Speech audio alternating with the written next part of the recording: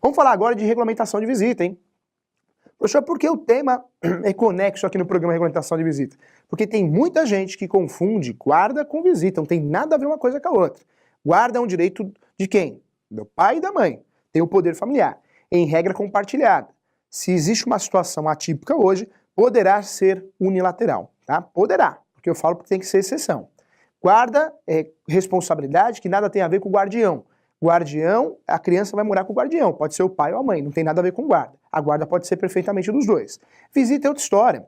Visita é um direito do pai, é um direito da mãe e hoje também direito dos avós, hein? É isso mesmo, os avós podem ingressar com uma ação pedindo a regulamentação de visita, em aquelas situações que a mãe ou o pai negam o direito de visita dos avós. Isso é perfeitamente possível. O que a gente vê por aí também, conforme a jurisprudência, os tios podem se socorrer ao Poder Judiciário para lutar, para conseguir a conquista do direito de visita ao menor, né, do seu sobrinho. Isso é perfeitamente possível. Então, cuidado. Regulamentação de visita é outra coisa, hein? E quando a gente fala de regulamentação de visita, olha que interessante, o nome da ação também é diferente. Enquanto lá na guarda nós temos a ação de regulamentação de guarda ou modificação de guarda, é uma ação para mudar a guarda compartilhada para unilateral ou vice-versa. Aqui nós temos a ação que tem a nomenclatura correta, ação de regulamentação de visita. Professor, o que é essa ação de regulamentação de visita? Essa ação é uma ação que cabe uma tutela provisória, ou seja, uma liminar, para que você consiga ver seu filho. Ver seu filho, tanto numa situação que existe uma proibição, ou ainda o seu filho está com outras pessoas que não seja o pai e a mãe, acontece, é um direito que cabe liminar. Esse direito, vou regulamentar, como o próprio nome diz, regulamentar a visita, os horários, os dias, as férias, tudo vai ser analisado, tudo precisa de provas, ao caso concreto, mas é um direito do pai e da mãe. Olha só, trazendo a lei para você aqui, tá bombando as perguntas aqui, hein?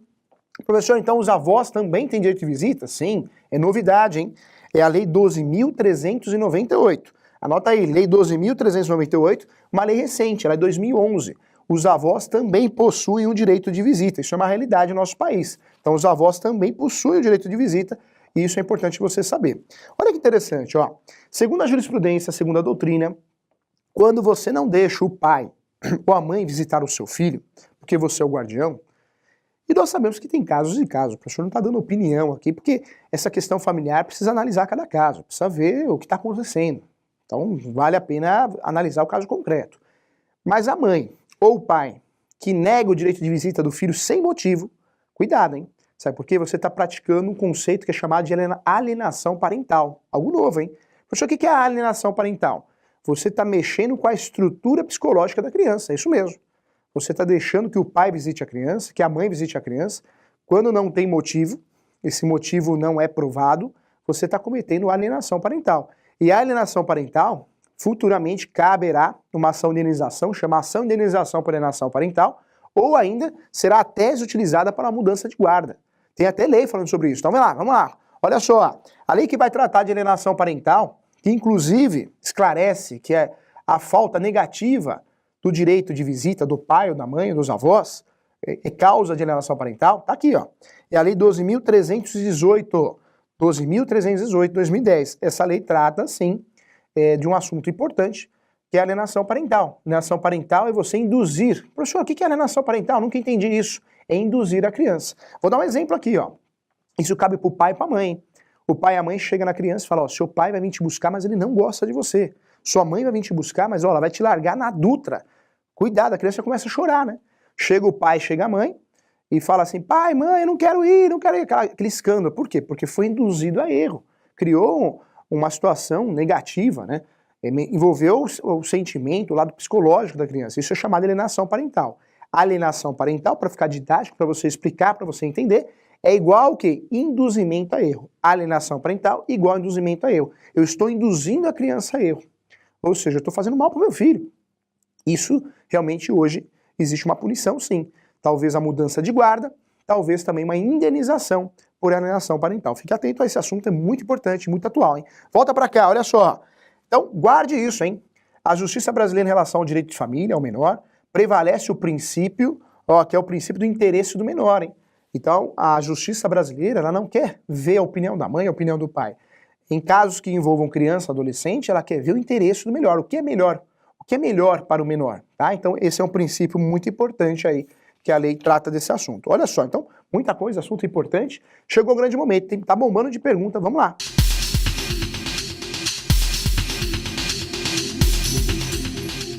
Minha ex-mulher não me deixa ver meu filho e eu pago pensão certinho. O que posso fazer? O direito de família ele é muito... tem que tomar muito cuidado, né? Para não te induzir a erro, para não botar fogo na relação. Então, com muito respeito, cada caso concreto é um caso concreto. Mas pelo que você está me falando aqui, é um direito seu. Se a esposa não deixa você visitar o seu filho, o que você pode fazer sim, buscar um profissional da área para que ele ingresse com uma ação chamada ação de regulamentação de visita e peça dentro dessa ação uma liminar para que você consiga visitar seu filho. Por que eu falo isso? Salvo exceções, é um direito do pai, é um direito da mãe, é um direito de visitar. Se existe uma situação atípica, onde existe o uso de droga, realmente uma insegurança para a criança, aproveitando o princípio do interesse do menor, onde a criança está correndo risco, porque a criança talvez não fale, a criança talvez não tenha o desenvolvimento mental completo, então essa criança não consegue se defender. Se o pai e a mãe colocam em risco, claro, existe sim uma negativa desse direito de visita, e se existir, se acontecer, será com a visita acompanhada. Isso é uma exceção, tá bom? Mas se é um caso realmente que está ocorrendo uma abusividade por parte da mãe e do pai, cabe essa ação de regulamentação de visita. E vou dizer uma coisa, hein? É muito difícil perder essa ação, porque é um direito seu. Mais que direito seu, é um direito do teu filho, tá? Então fique atento em relação a isso. Importante você saber aí. Um abraço para você. Como fica a pensão alimentícia na guarda compartilhada? Existem diversos fundamentos. Se a guarda é compartilhada, a mãe tem que arcar com 50% ou o pai com 50%. Nós sabemos sim, é uma realidade. Quem é o guardião da criança tem muito mais gasto. Quando a criança convive conosco, para cuidar dessa criança, o custo é muito maior do que aquela pessoa que só visita, né? Então tem que ter o quê? Tem que ter um bom senso em relação a isso. Mas o que muda em relação à pensão alimentícia, que a pensão alimentícia não é realmente a totalidade, né? Não, eu não vou arcar com 100% dos gastos da criança e do adolescente. Não. Se é compartilhada, o outro que não tem a guarda, ou melhor, o outro que tem a guarda compartilhada terá que arcar também. Então existe uma discussão em relação aos valores. É o que vai mudar em relação à pensão alimentícia em cada caso concreto, tá bom? Um abraço para você. Bacana a pergunta. Olha só, o Adolfo faz outra pergunta aqui. Gostou do assunto, hein? Em uma guarda compartilhada, se a criança se recusar a ir para a casa de um dos pais, está na lei? Adolfo, aí que tá. Será que a criança não quer ir porque está sendo induzida? Pode ser uma alienação parental, está sendo induzida a erro. Porque se a mãe ou o pai fica falando, não vai com teu pai, não vai com a tua mãe, ela não gosta de você, a criança pega medo, né? Nós sabemos que tem essa situação. Ou ainda, se existe uma relação onde o pai ou a mãe ficou afastado da criança por mais de 6 meses, 2 meses, a criança também perdeu aquele convívio. Então, para reassumir aquele convívio vai demorar um pouquinho. Então tem que ser feito tudo com bom senso. Mas a legislação, mesmo assim, dá o direito de visita ao pai, à mãe, quando existe a negativa de visita, porque é um direito do pai, da mãe e do menor, tá bom? Então fique atento em relação a isso. Qual a diferença da pensão na guarda compartilhada com a unilateral? A pensão alimentícia é baseada na necessidade e possibilidade. Não importa a situação fora disso. A guarda compartilhada e unilateral, ela tem uma ligação sim, porque se a guarda é unilateral, pode ser que seja utilizado como tese dentro da ação de alimentos uma proporção maior da pensão alimentícia. Se a guarda é compartilhada, essa pensão não que vai ficar sobre a responsabilidade total de quem não tem a guarda, né? Ou melhor, quem não tem como guardião o filho, mas envolve sim em teses dentro da ação de alimentos ou de revisão de alimentos, mas é cada caso concreto. Não temos uma diferença muito grande em relação unilateral e compartilhada, porque o grande binômio dessa ação de alimentos é a necessidade da criança, do adolescente e a possibilidade do pai e da mãe. Então é isso que vai envolver, isso que vai mexer nos valores. Mas é utilizado como tese, quando a guarda é compartilhada, uma pensão menor, porque é a responsabilidade dos dois. Menor que eu falo, não quer dizer que seja meio a meio, porque quem é o guardião sempre tem um gasto maior com o adolescente e a criança. Tem que ser analisado cada caso concreto, tá bom? Um abraço pra você, boa semana, sucesso, hein?